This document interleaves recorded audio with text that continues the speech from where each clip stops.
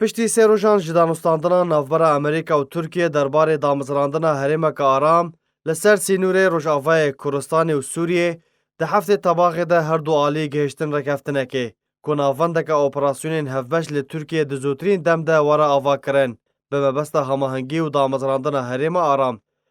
Ev yek di dawînameya civînên ku li baregeha Wezareta Baravaniya Tirkiyê bi berpirsên leşkeriyên Amerîkî re ji 5 ta heftê tebaxê hatibû li darxistin hate diyarkirin û di daxuyaniya heman wezaretê de bi dawîanîna danûstandinan derbarê herêma aram ya ku plan li ser tê kirin ragihand û got her du alî gihîştin rekeftinekê ji bo standina tedbîran ku di qonaxa yekem de di nehêştina metirsiyê li cem Tirkiyê hene di nêzîktirîn dem de.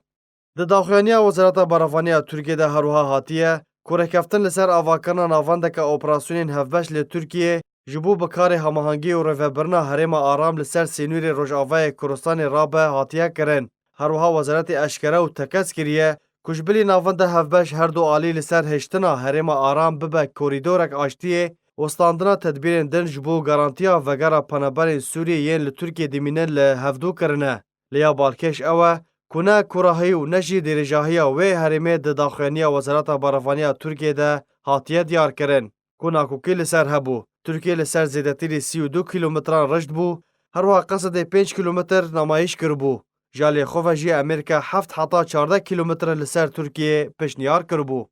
Ev e demeke dûr û dirêj e hikûmeta Tirkiye di gefên xwe de ji pêkanîna operasyoneke leşkerî wek ya Efrînê li ser herêmên din li Rojavayê Kurdistanê ku êdî bi Rojhilata Firê tê naskirin berdewam e û şêniyên Rojavayê Kurdistanê metirsî ji dubara sînaroya Efrînê re hene û tevê îmzakirina rêkeftina dawiyê hîn jî çarenivîsa herêmên Kurdî nediyar e.